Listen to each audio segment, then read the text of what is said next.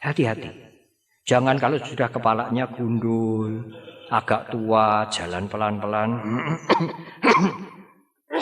jubahnya kemudian lengkereng datang ke rumah kita. Masa biku datang ke rumah tidak diundang? Nyuk, nyuk, nyuk, nyuk. Cerita ini ada sialah, ini ada apa. Biku datang ke rumah saudara ya karena saudara undang. Tidak tiba-tiba datang kemudian ngoceh-ngoceh ini apalah itu apa-apa, bawa sial ini. Nanti dulu, tidak usah percaya. Tanya dulu. Itu para biku tidak mata nyuta. Apa toh kebutuhan biku? Jubah, makanan, sehari 2 kali atau 1 kali. Tempat tinggal bukan miliknya. Wihara Mendut bukan milik kami. Obat-obatan cukup. Dan didapat dengan melakukan kebikuan, menjalankan kebikuan dengan baik. Supaya umat memberikan bakti. Selesai. Jangan jual jimat, bikin apa itu ciswaan, ngeramal rumahnya orang, didendeni sedikit-sedikit, biar nanti angponya keluar. Aduh, sangat tercela. Sangat tercela.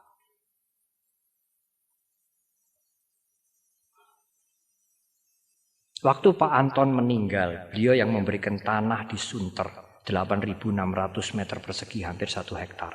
Di tengah kota, sekarang berapa miliar tanah di tengah kota Jakarta seluas hampir 1 hektar, saudara. Waktu meninggal, anaknya Pak Trihatma, sekarang jadi konglomerat baru. Menurut majalah Forbes, rankingnya sudah lebih tinggi dari Lim Swee Leong. Bante, saya ingin bangun candi untuk menyimpan abu papa saya. Oh iya Pak Tri, saya ajak lihat-lihat candi-candi. Seperti ini, seperti ini, seperti ini. Akhirnya dia memilih seperti ini aja Bante. Baik, 200 juta lebih. Oh, candi di sini lebih besar, saudara. 5 kali lebih besar. Selesai. Begitu selesai Pak Tri, waktu itu belum kenal baik dengan agama Buddha. Tanya kepada salah seorang umat. Ini sudah selesai candinya. Saya sangat terima kasih. Bante Panya dikasih berapa ya? Saya bilang apa? Mau kasih saya berapa? Saya bilang tidak. Saya tidak menjual jasa. Saya bukan konsultan. Saya biku. Mengajar dhamma. Selesai. Saya juga harus membalas budi kepada ayahnya, dia yang memberikan tanah hampir 1 hektar di tengah kota Jakarta. Selain itu membantu membangunkan gedung-gedung lagi. Selesai. Kalau saya menjual jasa, terima jasa, saya bukan biku. Saya bukan biku yang bijaksana, tidak mata nyuta. Memenuhi kewajiban dengan cara yang tidak benar. Mendapatkan kebutuhan dengan cara yang tidak benar. Ibu bapak harus mencari mata pencaharian dengan cara yang benar. Mata nyuta, seorang bijak memenuhi kebutuhan hidupnya dengan cara yang benar. Syukur bisa mengurangi kecelakaan. Supaya ada waktu untuk bertanya nanti. Yang kelima.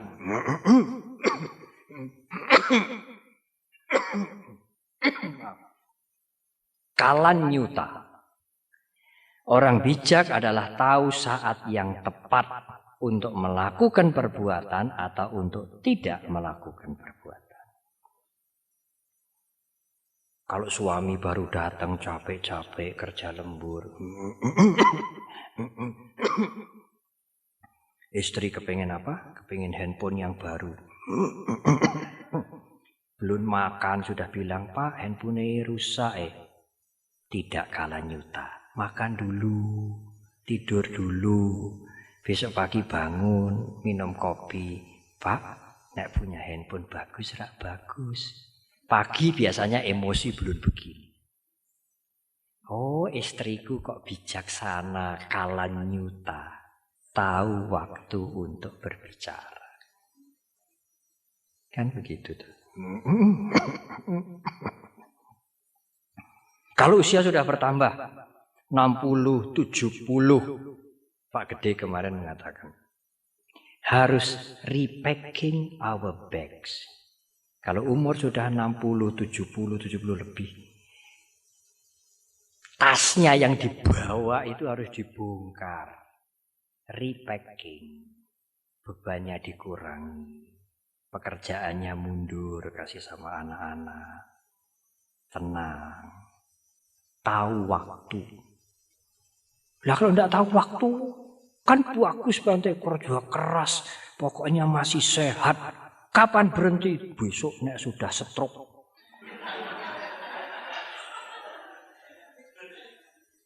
Ya tidak kalah nyuta. Kalah nyuta itu tahu saat berhenti. Apalagi kalau usia bertambah. Kepala 6, kepala 7. Repacking our bag. Bagasinya itu dibongkar, dipacking lagi. Yang enggak perlu dikeluarkan. Biar enteng. Lama-lama bagnya ini lepas. Kalau sudah mau menjelang pergi ke alam lain ya bagasinya ini lepas. Lepas total. Nah jasmani ini saja mau dibuang kok mau bawa bagasi. Repacking our bag.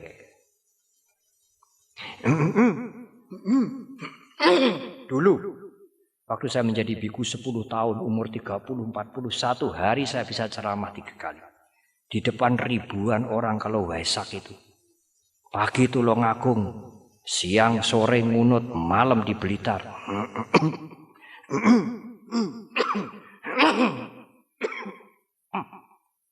Ribuan orang. Kasih semangat pada mereka, semangat. Sekarang saya sudah tidak mampu. Apalagi 3 kali, 2 kali pun tidak mampu. Umur sudah 50 lebih, 30 tahun, terus keliling-keliling khotbah, terus kadang-kadang tiap hari. Apalagi batuk-batuk, saya juga harus repacking my bag. Bagasi saya harus dibongkar. Ceramah tahu waktu, tidak tiap hari. Tidak 1 hari, 2, 3 kali diterima. Akan menjadi orang bijak. Kalau saya tidak mengerti waktu saya sekarang mulai menurun, saya tidak bijak. Memaksakan diri. Kalau nyuta, tahu waktu. Memberikan nasihat juga harus tahu waktu. Apalagi mengajukan permohonan, harus pintar-pintar. Kalau anak-anak masih kecil, SMP, mahasiswa sudah bisa lihat orang tuanya, moodnya orang tuanya. Mintanya itu nanti lihat orang tuanya seneng. Oh ini anak-anak ini sudah. Sejak anak-anak dia sudah punya nalar ini. Dia menggunakan penalarannya. Mulai bijaksana dia. Dia melihat orang tua, bahasa Belanda, lihat selahnya ya. Oh iya, bagus ini, moodnya bagus, baru dia minta. Ada waktu, dan tahu waktu untuk mulai mundur. Seiring dengan usia bertambah, kita juga harus mulai mundur. Yang keenam, parisanyuta. Orang bijak harus tahu di lingkungan mana kita berada. Sekarang saya di lingkungan umat Damaklas. Tetapi saya tidak akan berbicara sama seperti ini kalau saya diundang di lintas agama. Nah kalau saya berbicara seperti ini di lintas agama, tokoh-tokoh agama akan mengatakan, oh kita ini mau dikhotbahi sama biku itu. Padahal saya diundang, disuruh bicara. Kalau tidak disuruh bicara sih tidak ada masalah. Bante bicara ya. Ya berapa? Ya secukupnya lah Bante, setengah jam. Wah ini harus hati-hati. Umat Buddha hampir tidak ada. Umat Buddha mungkin saya sendiri. Bagaimana menyampaikan di depan lingkungan seperti itu? Supaya tidak mengira mereka ini dikhotbahi, mereka juga pemimpin-pemimpin agama. Kalau tidak mengerti, tidak bijak.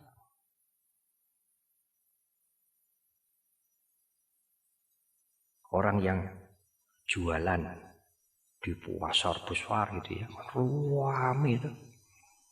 Atau jadi guide.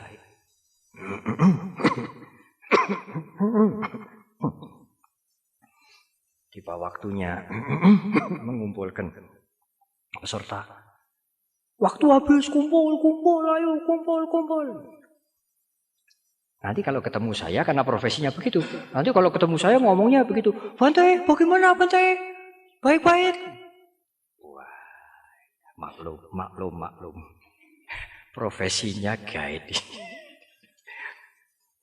Apa dia tidak bisa menyesuaikan diri, Bante? Kalau dia bijak, punya sati, punya kesadaran, punya kewaspadaan, dia bisa mengendalikan diri. Saya ini menghadapi rombongan apa menghadapi Bante satu orang.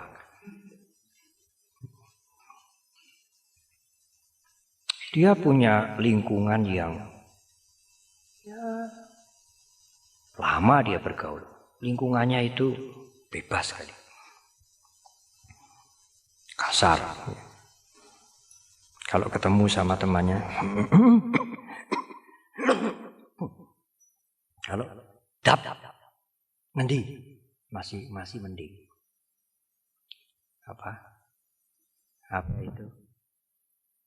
Tenang men, gitu ya. Saya tidak bisa niru. Tapi ini lebih kasar lagi. Bajingan, mau kemana? Nah, dia punya pasangannya suatu ketika disapa, hei bajingan, melurah. Marah. Apalagi wanita yang dibegitukan.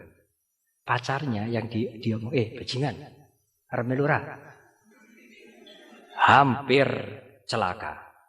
Dia bukan umat Buddha, saya kenal baik. Saya diminta, Bante nasihatilah Bante. Anak saya perempuan disapa dengan bajingan. Salahnya apa? Gitu. Dia bilang, ya ini tidak mengerti di mana dia bergaul. Mungkin kalau sesama temannya itu dibegitukan udah biasa. Tapi kalau dia bergaul dengan mertua, dia bergaul dengan guru agama, ya harus tahu di mana dia bergaul. Meskipun tempat dia bergaul juga tidak sehat. Membahasakan dengan bahasa seperti itu tidak sehat. Dan kalau itu sudah bertahun-tahun nanti menjadi disketnya ini memorinya ini nanti sulit itu untuk dihapus itu. Sulit. Sampai nanti tidur ngelindurnya itu juga itu. Bajingan.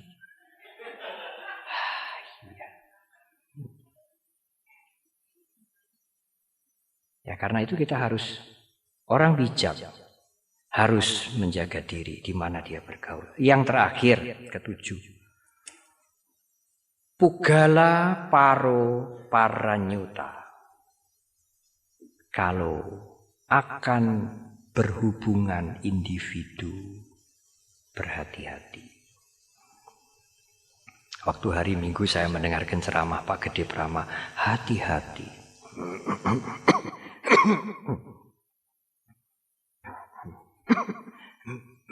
Punya kenalan baik, ketemu baik, kedua, ketiga, keempat baik, kelima ngapusi. Ya pertama baik, membantu, tulus, kedua baik, ketiga baik, keempat baik, kelima ngapusi. Dan sekarang banyak sekali. Karena itu kalau kita akan kerjasama, berdagang, berumah tangga, hati-hati. Bante itu namanya kan milih-milih. Oh ya, kita bukan orang suci.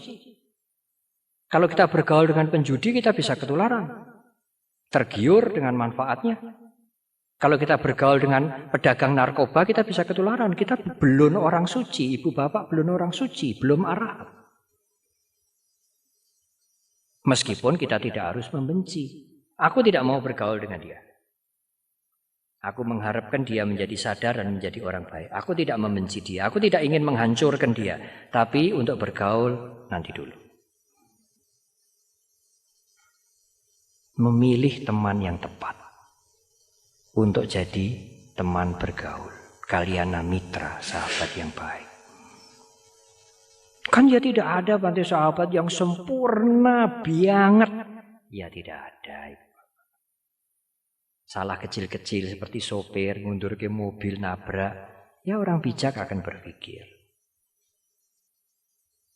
Asal tidak mengajak kita mencuri, narkoba, mabuk-mabukan, main perempuan, selingkuh. Ngapusi, senang kalau kita mendapatkan keuntungan, kalau kita menderita tidak mau tahu. Di dalam Manggala Sutta coba ibu bapak baca. Asewana cebalanang panditanang cesewana. Tidak bergaul dengan orang bodoh bala. Bukan orang yang tidak sekolah, orang bodoh itu tidak peduli moral, tidak takut hukum karma, melakukan kejahatan. Ya biasa saja. Panditanan cesewana, bergaulah dengan orang bijak, dengan pandita. Itulah berkah utama. Nomor 1, ada 38 berkah. Nomor 1 Sang Buddha mengucapkan itu. Jangan bergaul dengan orang dungu. Bergaulah dengan orang bijak. Etang manggala mutama. Itulah berkah utama. Baru Sang Buddha cerita yang lain-lain. Moral apa, mendengar dhamma, sampai meditasi, nibbana.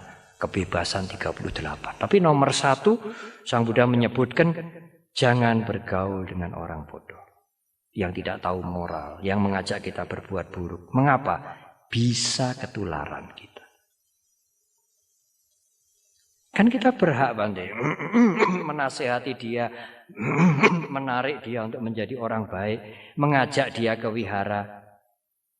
Anda yang mengajak dia, menarik dia, atau Anda yang ditarik dia yang menarik Anda. Kalau Anda bisa menarik dia sih bagus. Tapi kalau Anda yang ditarik dia bagaimana? Hati-hati. Tidak a priori. Tidak membenci. Hati-hati. Menjaga jarak. Tidak terlalu dekat. Itulah ibu bapak dan saudara.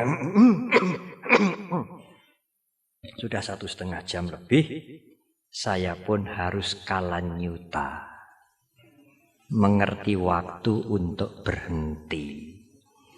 Kalau tidak mengerti waktu untuk berhenti, batuknya menggigil, saudara tidak punya kesempatan untuk bertanya, saya juga tidak bijak. Inilah waktu bagi saya untuk mengerti saat berhenti. Tidak berat uraian ini. Tidak menyangkut anatta, tanpa kemelekatan, siap menerima perubahan. Tidak berat. Yang saya uraikan ini semuanya mengajak kita untuk. Kalau yang lain tidak bisa diperbaiki, hancur, amburadul, biar. Yang penting saya tidak. Tahu waktu, tahu tempat bergaul, tahu posisi kita. Anak, orang tua, junior, senior. Tahu sebab untuk maju. Tahu akibat apa yang akan kalau kita melakukan ini apa akibatnya. Ya, tahu memilih teman bergaul dengan baik, tidak emosi dan berusaha untuk melakukan perbaikan sehingga dirinya menjadi lebih baik, lebih baik, lebih baik. Kalau dirinya menjadi lebih baik, dirinya juga akan menjadi contoh. Bagi siapa? Bagi siapa saja yang bergaul dengan kita. Terima kasih.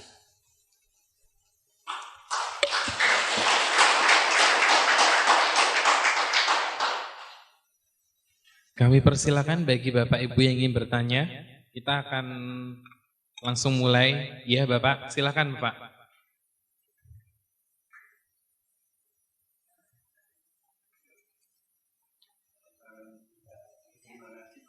Iya.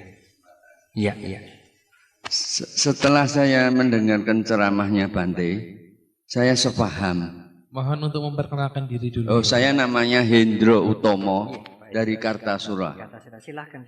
Ya, setelah saya mendengarkan ceramahnya Bante, saya sangat setuju dan menerima. Tapi dalam kenyataannya, saya nanti kalau pulang saya sudah lupa semuanya.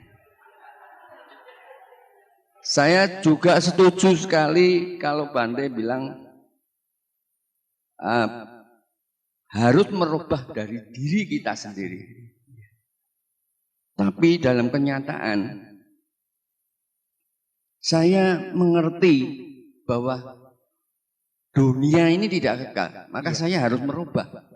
Saya sadar. Pada suatu ketika, saya berpikir, saya selalu kalau ada dhamma kelas ingin mendengarkan. Tapi kenyataannya nol besar Bante.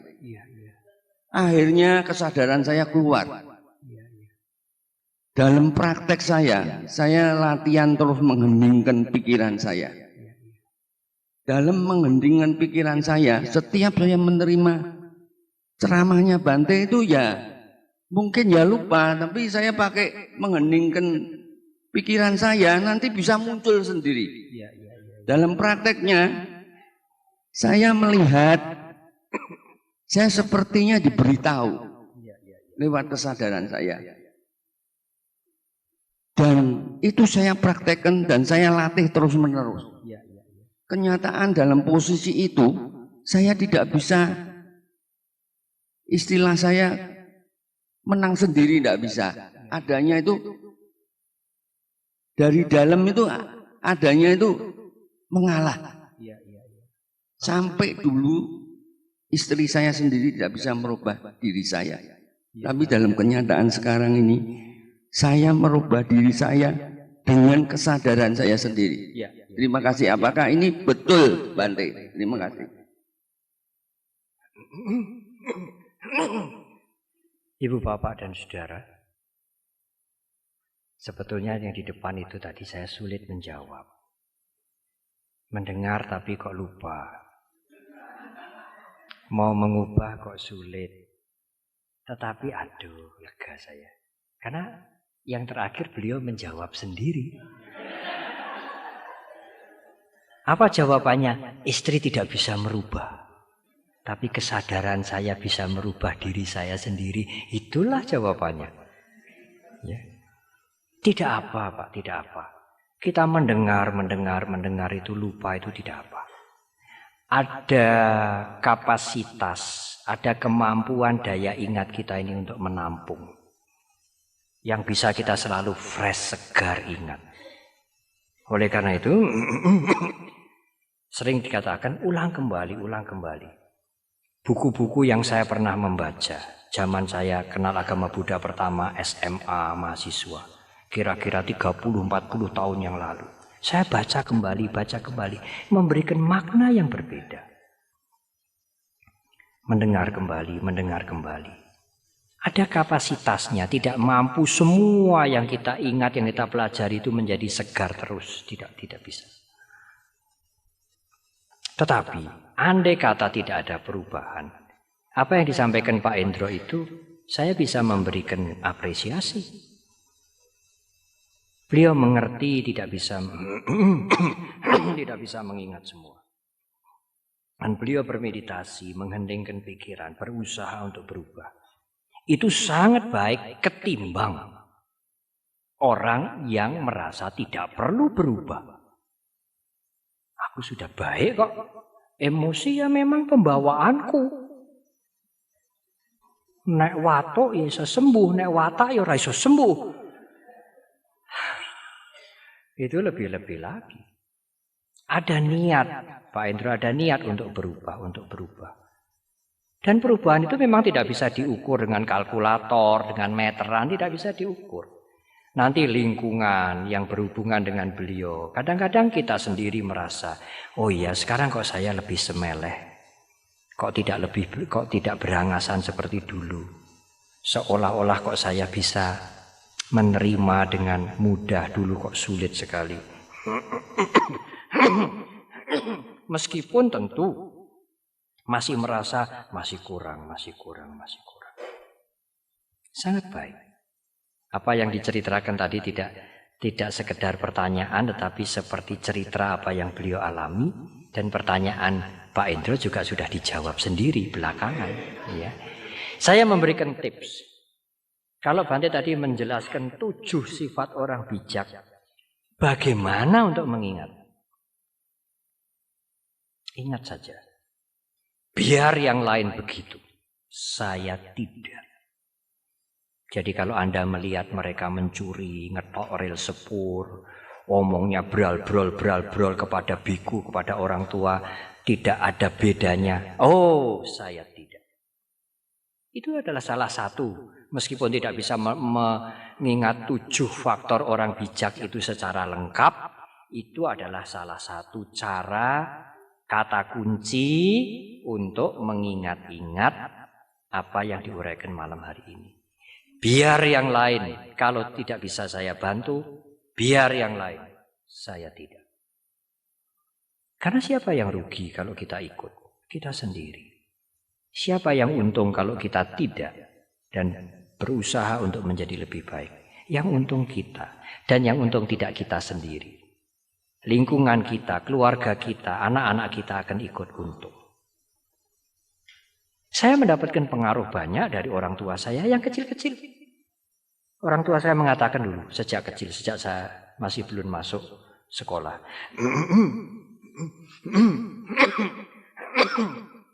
Kalau kemana saja, pamit. Sekarang mungkin kata-kata pamit itu tidak disenangi anak-anak muda. Diganti aja, tidak usah pakai pamit. Kemana-mana aja, memberitahu. Papa saya juga begitu, mama saya kalau pergi juga begitu. Kalau papa pergi kasih tahu mama, mama tidak ada kasih tahu anak-anak, anak-anak tidak ada kasih tahu orang yang di rumah, siapa aja. Itu sesuai dengan winaya. Setelah saya menjadi biku sama. Papa mama saya mengatakan, kalau kamu pergi memberitahu, mah aku pergi dulu ke bioskop, mah aku pergi dulu ke wihara. Nanti kalau di rumah ini ada masalah penting sekali, gampang lenggolei. Lah nek kamu pergi kami tidak tahu ngendi kina ngendi. Harus diumumkan pakai pengeras suara, pakai mobil. Kasih tahu. Kasih tahu pada siapa saja. Ada papa, ada mama, ada kakak, ada adik, ada pembantu. Aku lunga dhisik ya nanggone sekolah. Ada kegiatan di sekolah. Nanti kalau di rumah ada sesuatu yang mendadak, sakit, orang tua jatuh atau ini atau itu. Oh, nang sekolah. Mudah. Itu saya terima pada waktu saya masih SD. Saya ingat itu sampai sekarang. Dan itu sesuai dengan winaya. Memberitahu, tidak usah pamit. Memberitahu. Kalau saya pergi. Saya pernah mengatakan begitu. Bicara-bicara dengan Pak Utomo. Lain Bante, sekarang anak-anak ya pamitnya pamit, tapi pamitnya lain. Pamitnya pakai SMS Pak Utomo. Masih mending Bante kalau pakai SMS. Pulang ke rumah ditegur. Saya kan sudah kasih tahu, kalau pergi pamit. Kan saya sudah pamit Bu. Mana pamitnya? Itu tadi, dit. Oh itu toh, pamitnya itu. Iya, pamit itu. Dit.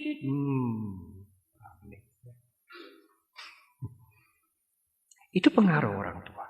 Menghargai waktu. Saya juga menerima itu dari orang tua.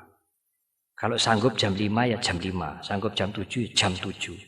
Sampai sekarang itu melekat. Jam berapa dimulai? Undangan jam 6 Bante, tapi ya mulainya 6:30. Loh kenapa? Ya biasa Bante begitu. Kalau undangan jam 6 ya 6:30 dimulai. Biasa, tidak jelek, tidak buruk. Biasa, semua orang juga begitu. Jadi kalau 10 juta diambil 20 juta, biasa. Kalau 10 juta, 100 juta diambil 50 juta, tidak biasa. Kalau 100 juta diambil 20 juta, biasa. Semua melakukan begitu, Bante, tidak apa-apa, nggak ada sanksinya, nggak jelek. Kan itu kan dari waktu juga, dari disiplin waktu, biasa. Undangan jam 7 mulai setengah 8 itu biasa. Tidak ada rasa bersalah, tidak ada rasa tidak enak, tidak ada yang menegur. Biasa, semua orang begitu. Kalau dipasrai 100 juta diambil 50 juta terlalu. Kalau dipasrai 100 juta diambil 10 juta, biasa. Tidak apa-apa. Semua juga begitu. Mari kita mulai dari yang sederhana-sederhana. Waktu ada pertemuan para pemuda Patria seluruh Indonesia di Bogor, saya mengatakan kepada mereka, pemuda Theravada dari seluruh Indonesia, kalau apa yang kamu dapatkan di sini ditular-tularkan ke seluruh Indonesia, apakah tidak bisa Patria ini menjadi agen perubahan? Tidak dengan isu yang muluk-muluk, yang simpel saja. Mulai dari diri sendiri, sekarang hal-hal yang kecil-kecil. Menghargai waktu, disiplin, tidak korupsi, rendah hati, tidak congkak. Kalau iya, tidak. Kalau meditasi di Mendut, pas 34, tidak bisa lebih, tempat kita persis. Semua sudah daftar. Yang waiting list, yang menunggu itu hampir 20. Tiba saatnya meditasi, yang tidak datang 7. Enggak ada ba, enggak ada bu, enggak ada SMS, enggak kasih tahu. Lah itu kan menyia-nyiakan fasilitas toh saudara. Yang waiting list 20, yang 7 tidak hadir, kosong yang 7 itu. Kalau yang 7 itu sehari saja sebelumnya memberitahu, yang waiting list kan bisa masuk. Dia tidak merasa bersalah, enak-enak aja. Oleh karena itu sekarang Waluyo seminggu sebelumnya di SMS, reconfirm Pak, Bu, ikut tidak. Itu pun ada yang tidak balas. Harus di call, Pak jadi ikut meditasi. Nggak bisa itu Mas. Halah Pak, kok orang memberitahu. SMS itu berapa puluh rupiah toh. Dengan memberitahu, dia memberi kesempatan baik pada orang lain. Dengan tidak memberitahu, dia berbuat buruk. Pak Baja Samanera juga begitu. Bante Sacak Dhammo mengeluh. 18 orang diundang tidak hadir, yang nunggu banyak. Saya bilang ditulisi surat, sudah Bante, kalau tidak hadir harap memberitahu. Telepon ini, HP nomor sekian, fax nomor sekian, tidak memberitahu. 018, tempat kosong. Nanti ya, Biku Sacak Dhammo tahun depan, undangannya itu harus ditulis pakai font hurufnya yang gede-gede itu loh. Kalau Anda tidak datang harus memberitahukan lewat fax, lewat handphone. Kalau tidak memberitahukan berarti fasilitas sia-sia, Anda berbuat buruk pada orang lain. Rak banyak Bante, orang bodoh harus dikasih tahu banyak-banyak. Tidak ada tanggung jawab saudara. Sedang kita menyiapkan tempat sungguh-sungguh, atur spray, atur partisi, kemudian paket buku itu pas 34, 33. Yang tidak datang 7, 11 tidak memberitahu. Yang lain ingin sungguh-sungguh, tidak diberikan kesempatan. Apakah itu bukan kejahatan? Jadi kalau Anda mau ikut, ingat, itu sederhana saja kok. Sekarang semua orang hampir punya handphone, anak-anak SMP juga punya handphone. Nggak bisa omong, bisa hadir, tepat waktu. Itu saja. Itu saja sederhana untuk memperbaiki masyarakat dan bangsa ini. Mulai dari yang kecil-kecil, mulai dari diri sendiri, dan mulai sekarang. Saya cerita juga perkara sampah waktu ada pertemuan pemuda seluruh Indonesia. Sampah. Tanggung jawab dengan sampah sendiri. Jangan selesai pertemuan di udara terbuka, sampahnya di mana-mana. Saya pernah ke Sydney diberitahu Bante, Di taman ini Bante kalau hari libur semua orang pada duduk-duduk di sini. Wah, seneng-seneng. Saya tanya kepada ibu, Bu Nina, kalau sudah selesai kan sampahnya banyak ya? Tidak ada Bante, bersih. Ya kalau pendatang yang baru datang dari luar Australia, dia tidak tahu kebiasaan kan buang sampah. Nek dia buang Bante, yang lain melotot. Sungkan tidak berani. Disimpan di kantong plastik, bawa pulang sampahnya. Saya sampaikan itu waktu pertemuan pemuda Patriarsa Indonesia.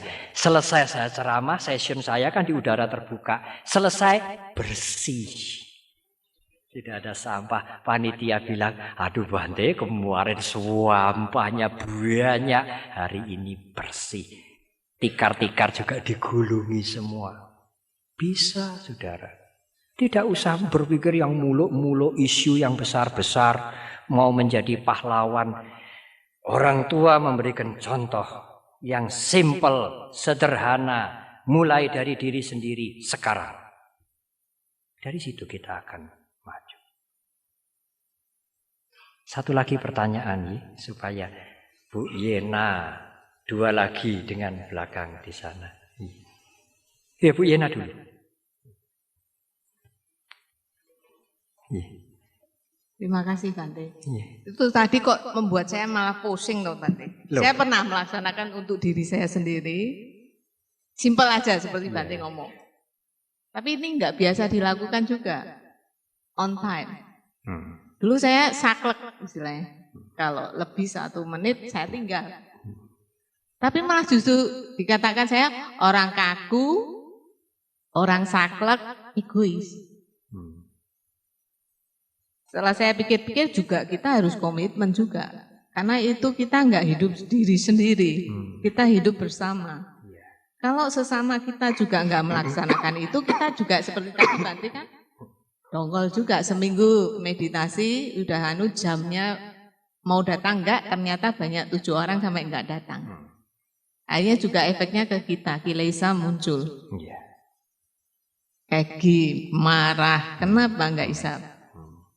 Padahal diri kita sendiri sudah komit, tepat waktu dari diri sendiri. Tapi ternyata orang lain tidak bisa. Nah, menghadapi itu bagaimana? Kan ini seperti dilema juga. Baik. Hal kecil-kecil saja Pak, seperti waktu, seperti apa misalnya. Banyaklah tadi seperti komitmen-komitmen yang kecil-kecil aja. Itu membuat kadang kan kalau kita komit sendiri, kita dari diri sendiri sampah, kebersihan itu kan sering sulit juga karena kita hidup bersama. Kebersamaan itu belum ada saya kira. Baik. Bagaimana menghadapi hal-hal yang kecil itu? Baik. Saya tidak menjawab langsung.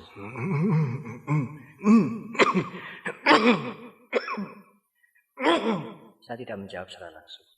Memang tantangan kita adalah masyarakat juga. Nanti kalau kita korek, kalau kita tidak korupsi, kalau kita dikasih uang dikembalikan, yang lainnya korupsi kita tidak mau. Sok suci, anak Nabi.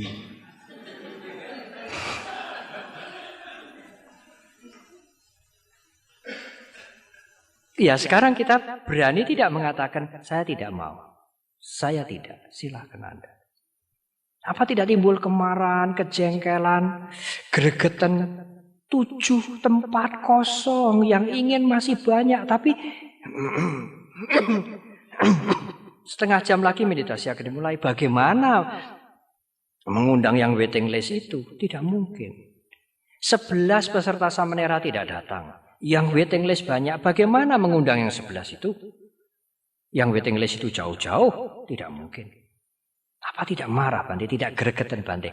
Karena itu, Thich Nhat Hanh mengatakan, mau membuat perubahan sosial, mau menyehatkan masyarakat, harus punya meditasi. Membuat koreksi pada masyarakat, memperbaiki masyarakat, harus punya meditasi. Kalau tidak punya meditasi bagaimana Bante? Kepancing kemarahan. Thich Nhat Hanh itu seorang biku dari Vietnam. Tulisannya terkenal sekali. Banyak orang membaca, lintas agama juga membaca. Anak muda ingin membuat perbaikan, mendobrak, membuat koreksi. Tindakan mengatakan silahkan, tapi jangan tergelincir ya. Anda membuat perbaikan, Anda mengkoreksi, jangan tergelincir, Anda menyuburkan kebencian. Koreksilah dengan cinta kasih. Lakukanlah koreksi tidak dengan arogan. Ada cara, kalau kita mau ada cara. Saya pernah datang ke Dhamma kelas, yang lain belum datang. Saya sendiri, saya duduk di sini. Mereka pada datang, 7:30 baru datang. Jam 7 undangan. Jadwal juga jam 7. Saya buka, Ibu Bapak, saya mohon maaf. Saya menunggu agak lama tadi, saya mohon maaf. Itu salah satu cara ya. Ya memang tidak bisa itu dijadikan rumus umum. Bu Yena bisa mencari cara-cara. Saya di wihara juga sering bersih-bersih sampah segala macam. Kalau selesai upacara kursi langsung dibereskan. Gelas-gelas langsung tamu-tamu dibereskan. Tanpa banyak omong, anak-anak tahu semua. Kadang-kadang acara sudah selesai,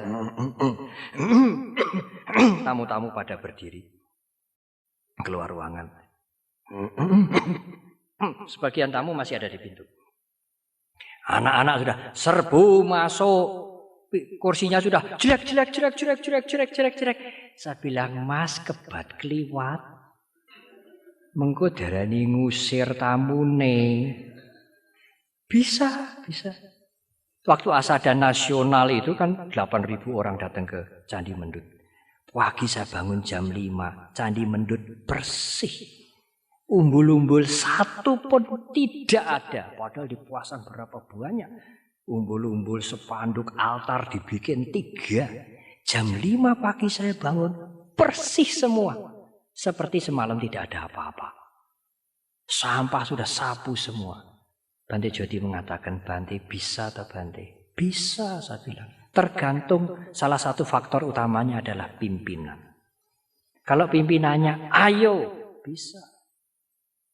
Ada anggota panitia yang mengatakan, Bante jangan diserai, itu suka mencuri, itu suka korupsi loh Bante. Terkenal. Tidak. Saya mengatakan jujur ya, perlu bensin, perlu pulsa, bilang, jangan selintutan. Terus terang, jujur. Selesai sisa-sisa uang harus kembali. Jujur ya, jujur. Semuanya harus jujur.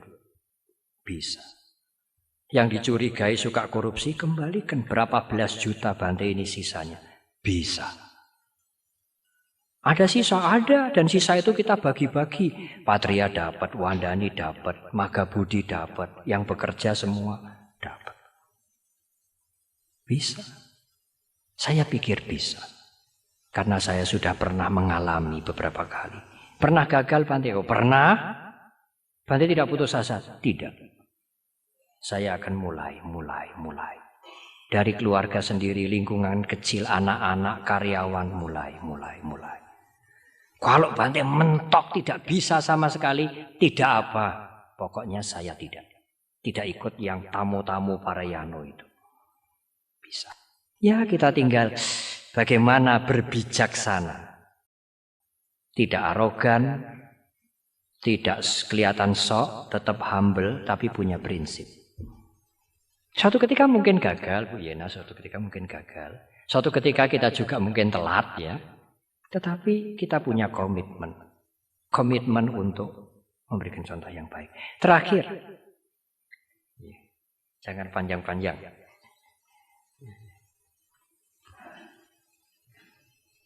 Bante, saya bermeditasi selama 3 tahun. Ya. Tahun pertama dan kedua saya bermeditasi 3-5 kali dan penyakit saya reda. Iya. Tahun ketiga saya sudah tidak tergantung lagi dengan obat pusing. Iya.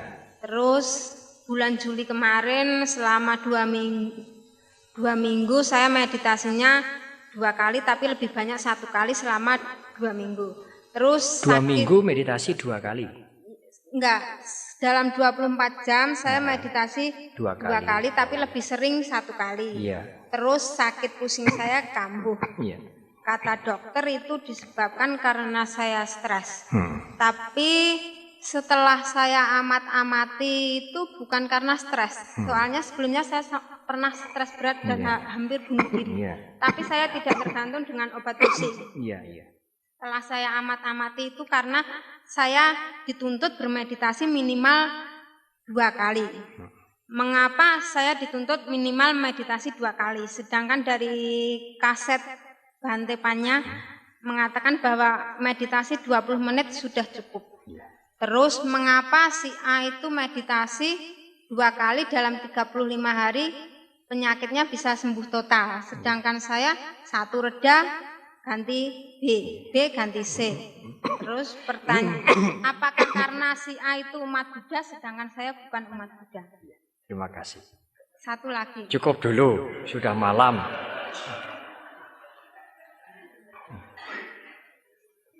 Saya memberikan jawaban singkat ya, karena besok saya masih harus ada acara, sopirnya juga besok harus bangun pagi. Jawaban saya yang pertama, meditasi sehari 20 menit baik, tapi meditasi lebih banyak lebih baik. Meditasi sehari 2 kali baik, meditasi sehari lebih dari 2 kali lebih baik. Terima kasih.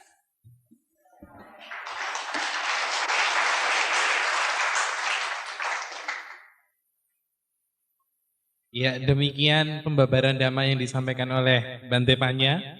Sangat memuaskan sekali malam ini, mengobati kangen kita sama Bante Panya yang sudah berbulan-bulan tidak datang ke Wihara Dharma Sundara.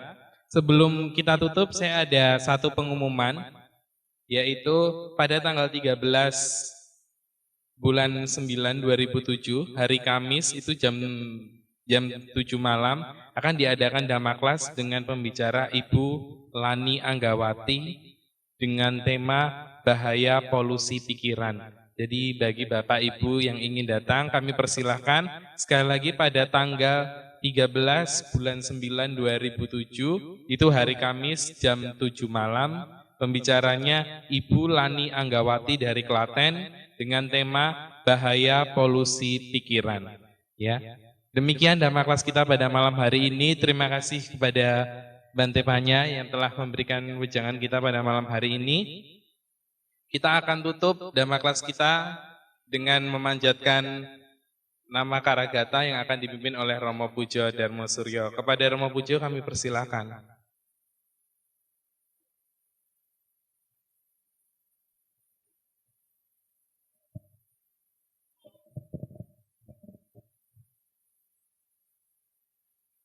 Arahang Samma Sambuddho Bhagawa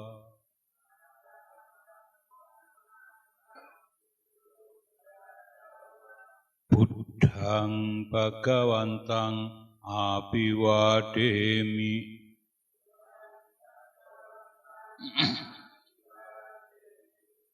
Swakato Bhagavata Dhammo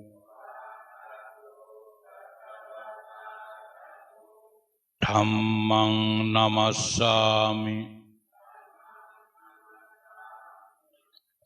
Supatipanno bhagavato sawaka sanggu